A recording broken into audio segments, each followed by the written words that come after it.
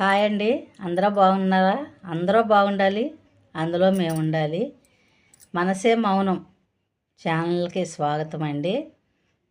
అయితే నేను అన్నీ దేవుళ్ళి పెట్టుకుంటున్నానండి ఛానల్లో. ఇంకా అలాగే నేను కూడా మాట్లాడతాను, సపోర్ట్ చేయండి. అలాగే నేను ఒక వీడియో చూశానండి. అందులో ఒక భార్య భర్త చనిపోయారంటండి.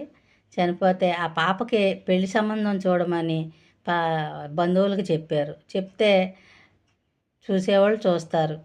ఆమె ఏం చేసింది, ఆమె సంబంధం చూసుకుని పాపకి పలానా సంబంధం చూశాను, అది ఎంక్వైరీ చేయండి అని బంధువులకి చెప్తే ఆ బంధువులు ఏం చేశారు, వాళ్ళ పాపకి కుదుర్చుకున్నారంటండి సంబంధం. అది ఎంత బాధాకరం అండి.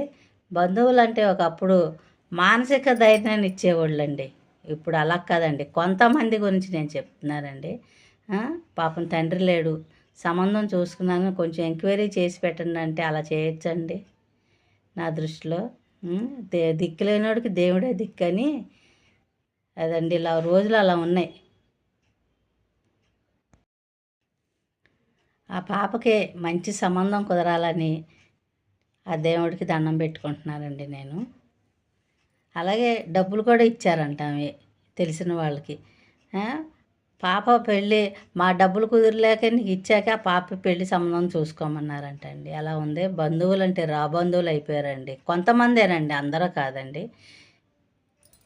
థ్యాంక్స్ ఫర్ వాచింగ్ అండి.